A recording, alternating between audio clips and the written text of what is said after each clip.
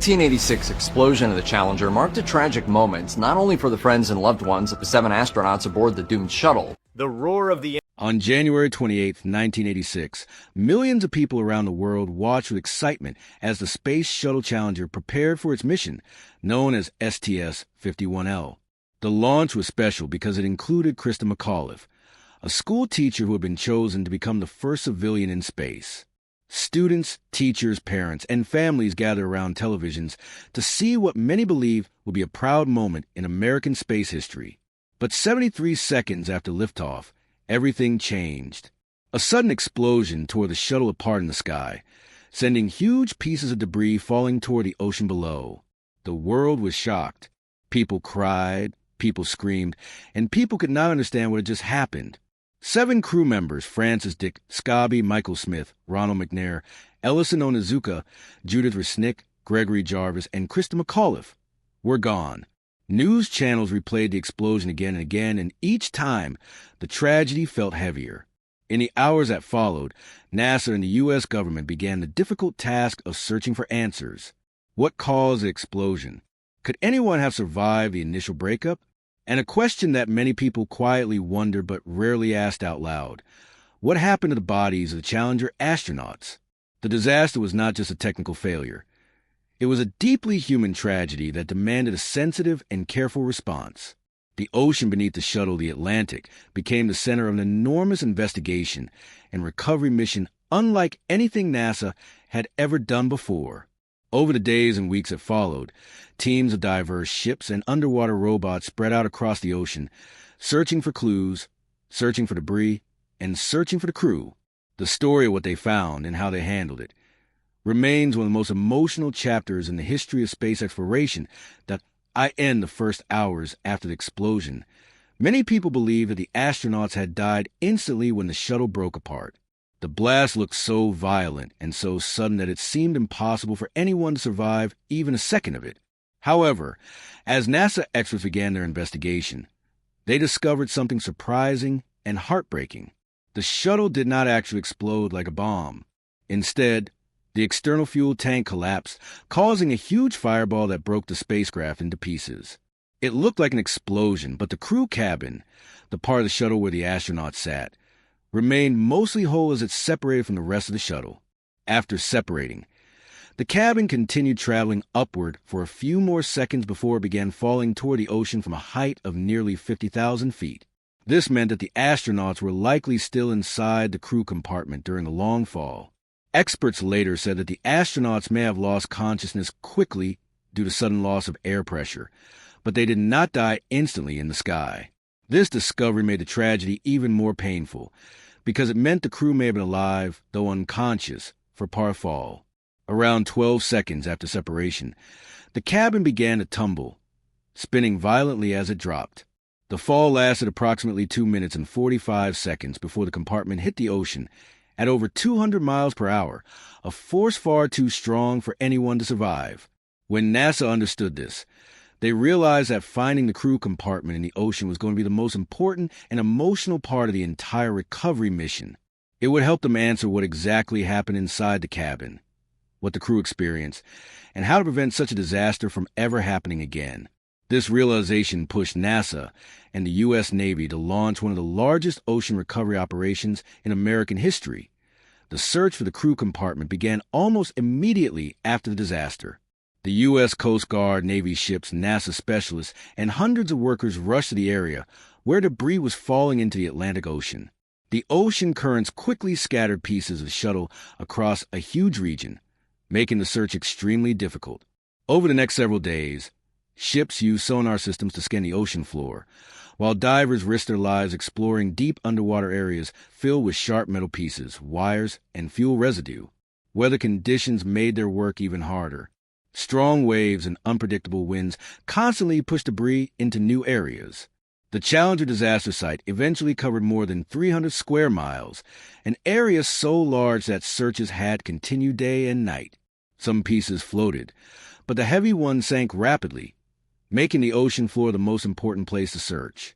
As the days passed, divers recovered parts of engines, parts of wings, cables, personal items, and even fragments of the astronauts' equipment. But the one thing everyone was focused on, the large crew module, remained missing. NASA knew the cabin was somewhere deep under the water, and finding it was the key to learning what really happened to the crew. The search stretched into weeks, and every day the teams faced emotional pressure. Many of the divers later said that they felt the weight of the families watching and waiting. They knew that recovering the crew was not just about science or investigation. It was about giving closure to loved ones, honoring the astronauts, and making sure their sacrifice was never forgotten.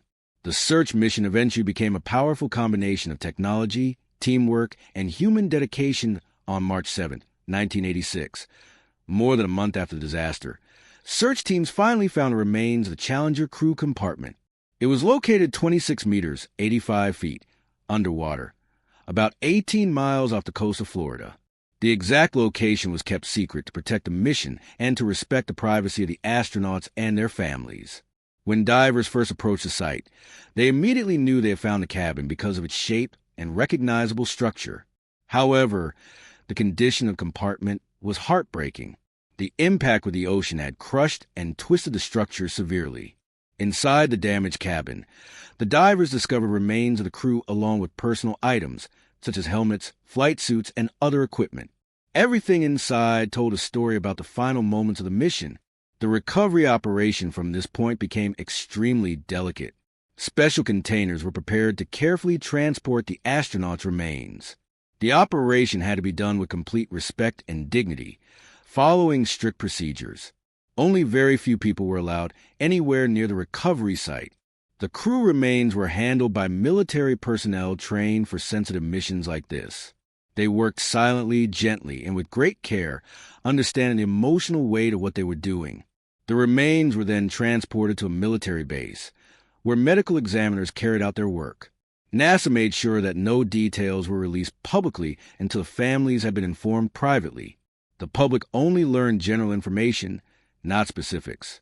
This was done to respect the dignity of the astronauts and prevent the tragedy from becoming sensationalized in the media. Even today, most details of the recovery remain classified or only partially released. What is known, however, is that the astronauts were treated with the highest level of respect. Their remains were returned to their families, and they were laid to rest in private ceremonies around the country. The Challenger crew compartment was then placed under strict government control, locked away to prevent any misuse or unwanted exposure. After the remains of the Challenger astronauts were recovered, NASA and the U.S. government began focusing on understanding the cause of the disaster. This investigation was essential for ensuring that such a tragedy never happened again. The Rogers Commission, led by former Secretary of State William Rogers, was formed to examine every detail of the shuttle's construction, launch conditions, engineering decisions, and communication between NASA officials. The commission discovered that the main cause of the disaster was a failure in the right solid rocket booster. Specifically, the rubber O-ring seal inside the booster became stiff due to the unusually cold temperature on the morning of the launch. When the booster ignited, the O-ring could not properly seal the joint, allowing hot gas to leak out. This leak grew rapidly, damaging the external fuel tank and causing the shuttle to break apart. But the commission also found something even more troubling. Engineers from Morton Thiokol, the company responsible for the boosters, had warned NASA the night before the launch that the low temperature could cause the O-rings to fail. They advised delaying the launch. However, NASA officials felt intense pressure to stay on schedule due to political, financial, and public expectations. As a result, the warnings were overruled. This revelation shocked the public and the government. It showed that the tragedy was not only a technical failure, but also a failure in communication and decision-making. The loss of the Challenger crew forced NASA to completely redesign parts of the shuttle and change its safety culture. They introduced new inspection systems, improved communication between engineers and managers, and added more testing for launch conditions. The Space Shuttle program was grounded for nearly 3 years after disaster as these changes were made. When flights eventually resumed, NASA made sure that the lessons learned from Challenger would guide every future mission. Despite all these improvements, the emotional impact of the disaster remained strong. For months and years afterward, people continued to ask what truly happened to crew and how their legacy would shape future space exploration. The remains of the Challenger crew, once recovered and examined, were respectfully returned to their families. Each astronaut's family was given the choice to decide how they wished their loved one to be honored and laid to rest. Some families chose private funerals, while others allowed small public ceremonies so the nation could join them in mourning. Ronald McNair, for example, was honored in his hometown with a memorial service that brought together hundreds of people who knew him as a brilliant scientist and inspiring human being. Krista McAuliffe, the teacher whose presence on the shuttle had inspired students across the country, was remembered in schools nationwide. Many schools and learning centers were later named in her honor. Michael Smith and Dick Scobie, both experienced pilots, were honored by military communities and aviation groups. Judith Resnick, known for her intelligence and dedication, also received tributes from engineering and science organizations. Some of the families chose burial, while others chose cremation. NASA did not reveal these details publicly because they were matters of private grief. What NASA did publicly confirm was that every astronaut received a respectful and dignified farewell, and that the families were fully supported throughout the process. To this day, the exact condition of the remains and the full details of the recovery process remain private. NASA made a decision early on to protect the crew's dignity and prevent the tragedy from becoming sensationalized for public curiosity. Many people admire NASA for this policy, seeing it as a way to honor the humanity of the astronauts rather than focusing on the physical details of their final moments. The Challenger astronauts became symbols of courage, exploration, and sacrifice, individuals who gave their lives in pursuit of human progress. Their final resting places, though private, are reminders of the deep cost that sometimes comes with pushing the boundaries of discovery. In the years that followed the Challenger disaster, NASA worked to create ways to honor the crew and to keep their memory alive. One of the most important tributes is the Space Mirror Memorial at Kennedy Space Center in Florida. It includes the names of all astronauts who lost their lives in service to space exploration, including the 7 Challenger crew members. Schools, libraries, scholarships, and science centers across the United States continue to carry the names of the astronauts, especially Krista McAuliffe, who had inspired millions of students. Every year, NASA holds a day of remembrance during which they honor the crews of Challenger, Columbia, Apollo 1, and others who lost their lives. The Challenger Learning Centers, created in memory of the astronauts, allow students to experience simulated space missions, encouraging young people to learn science in an exciting and meaningful way. In this way, the Challenger crew continues to inspire new generations. Even though their mission ended in tragedy, their legacy lives on in people who choose careers in science, engineering, teaching, and exploration because of them. The accident also changed NASA forever. The organization learned the importance of listening to engineers, respecting safety concerns, and never allowing schedule pressure to outweigh human life. These lessons shaped all later shuttle missions and influenced future space programs, including modern commercial spaceflight. Today, when people ask what happened to bodies of the Challenger crew, the answer is both simple and profound. They were found, they were honored with dignity, and they were returned home to their families. But their influence did not end there. The Challenger tragedy led to new safety protocols, new educational programs, new memorials, and a stronger understanding of the risks and responsibilities of space exploration. The astronauts became more than a crew. They became symbols of courage, sacrifice, and the spirit of discovery. Even today, nearly 4 decades after the tragedy, the Challenger disaster continues to shape how people think about space exploration. When people remember the moment the shuttle broke apart in the sky, they also remember the bravery of the 7 astronauts who stepped onto that spacecraft with hope and purpose. They knew the risks, yet they believed in the value of exploration. Many historians say that the Challenger crew helped the world understand the importance of safety, teamwork, communication, and responsibility in high-risk missions. Their story is also a reminder that progress often comes with sacrifice, but that sacrifice should always be met with respect and learning. NASA still keeps the recovered Challenger debris stored in secure locations, away from public view. It is not displayed in museums, nor used for public exhibits. Instead, it is kept as a private archive for study and remembrance. In 2015, a small piece of Challenger wreckage was discovered by a television crew exploring the ocean, and NASA confirmed it was part of the shuttle. But even then, they handled the find with care, reminding the world that these pieces belong not to curiosity, but to the memory of the crew. When people ask what happened to bodies of the Challenger astronauts, the answer is told with great care.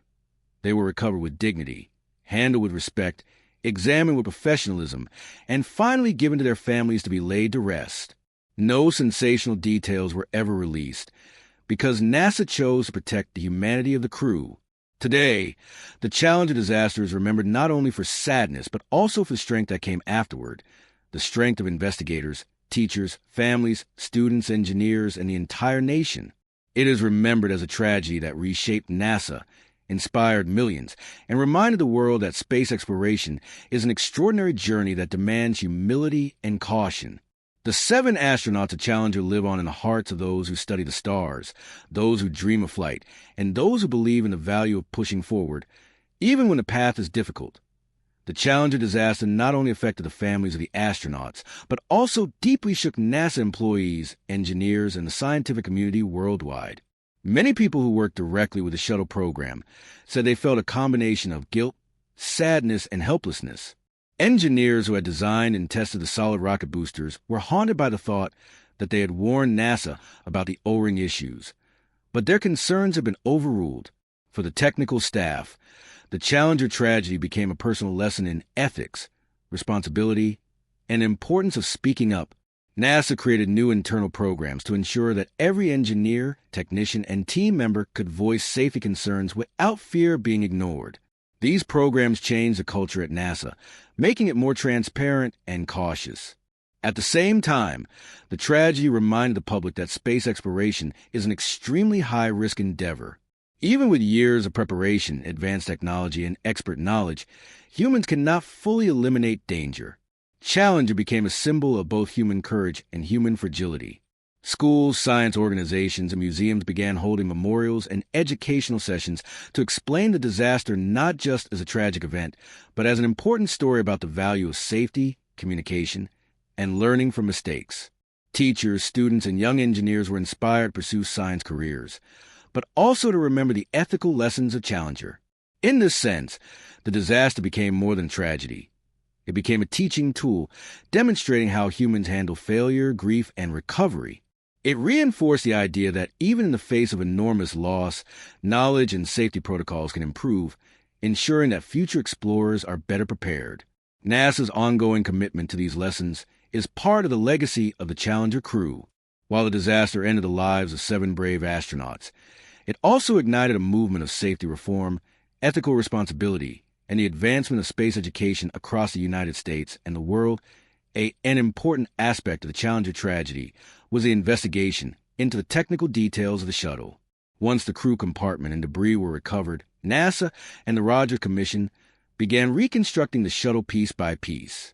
Every fragment, from tiny metal shards to large structural panels, was cataloged and examined for clues. Engineers want to understand exactly how the O-ring failure caused the external fuel tank to rupture. They also analyzed the impact forces that hit the crew compartment when it fell into the Atlantic. These studies revealed the incredible precision of NASA's investigative process. Even after a disaster of this magnitude, the agency could trace each step scientifically. This work helped NASA improve the design of future shuttles, ensuring that similar O-ring failures could never happen again. But the investigation also had an emotional side. Engineers and recovery personnel described feeling like they were piecing together the story of the astronauts' final moments. For some, handling the debris and examining the crew module was overwhelming. Many said they felt a mix of sorrow, awe, and respect. While the investigation focused on technology, it also became a story of human courage and endurance. Scientists had to balance logic with empathy, making decisions that honored the lives lost while solving a technical mystery. This combination of human emotion and precise science is one reason the Challenger disaster continues to be studied today. It teaches future engineers, astronaut, and project managers about the importance of detail, ethics, and preparation. Every recovered piece of the shuttle carried information that could prevent another disaster. Yet behind the metal and machinery were 7 lives, reminding everyone involved that technology always affects humans, and safety should always be priority. The story of the Challenger astronauts' bodies is deeply connected to the story of their recovery. When divers found the crew module, it had sustained extreme damage, but it was surprisingly intact compared to the rest of the shuttle debris. This meant that for part of the fall, the astronauts remained inside a sealed compartment. The cabin had broken away from the main explosion, spinning and descending until it hit the ocean at high speed. Specialists noted that if any safety systems had been functional at that point, they might have offered minimal protection, but the impact itself was unsurvivable. Divers approached the site with extreme caution, aware of both the structural dangers and the emotional weight of what they were about to recover. Using special lifting devices, the crew module was carefully brought to the surface. After the Challenger shuttle broke apart, NASA faced an enormous challenge: recovering the wreckage from the Atlantic Ocean. Divers and engineers carefully located and lifted the larger sections of the shuttle, including pieces of the solid rocket boosters, engine components, and the crew cabin. Each fragment was meticulously labeled, recorded, and transported to Cape Canaveral for analysis. Initially, there was speculation that other parts of the shuttle might have caused the explosion, but investigators confirmed that the main engines operated correctly until fuel depletion. The O-ring failure in the solid rocket booster was pinpointed as a primary cause of the disaster.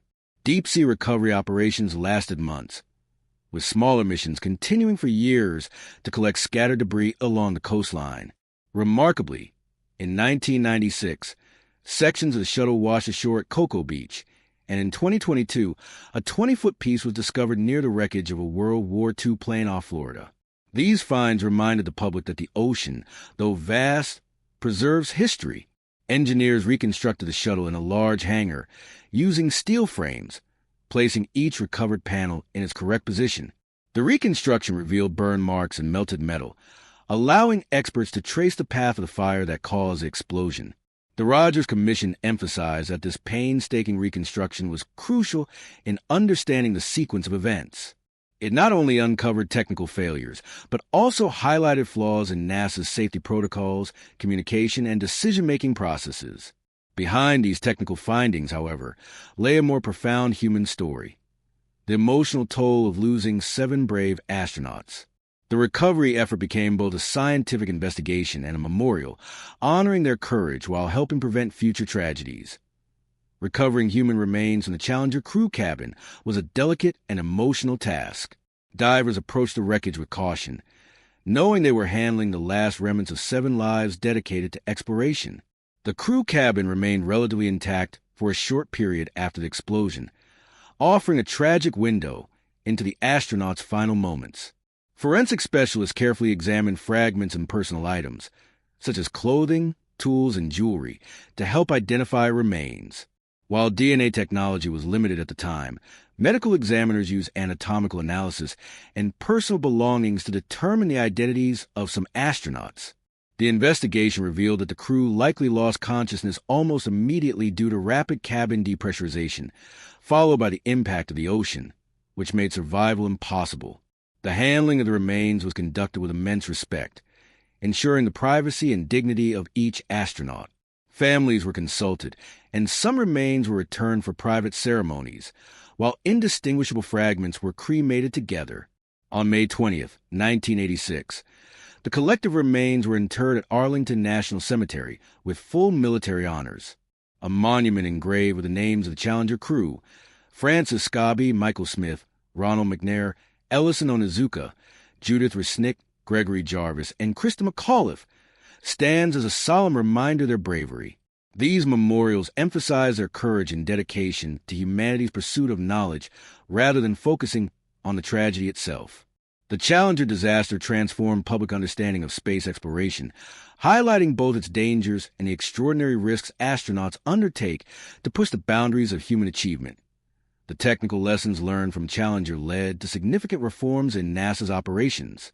Recovery of the wreckage provided engineers with vital insights into how the O-ring failure caused a fuel tank explosion. In response, NASA redesigned the solid rocket boosters, adding reinforced joints and an extra O-ring seal to prevent leaks. Every launch thereafter incorporated new safety protocols, with astronauts wearing pressure suits during liftoff and landing. The culture at NASA shifted dramatically. Safety became a priority over ambitious launch schedules. Before the disaster, NASA aimed to launch up to 24 shuttles per year, a goal now deemed unrealistic and dangerous. The agency also reevaluated mission planning, collaboration, and communication between engineers and leadership. The Challenger accident paused shuttle flights for nearly 3 years, allowing time to implement these changes and prevent similar failures. In 1990, the shuttle Endeavour was constructed to replace Challenger, symbolizing both continuity and renewal. Its first flight in 1992 represented NASA's commitment to advancing exploration while prioritizing human life. The Challenger tragedy, while devastating, ultimately strengthened NASA's approach to spaceflight, blending ambition with caution and ensuring that future missions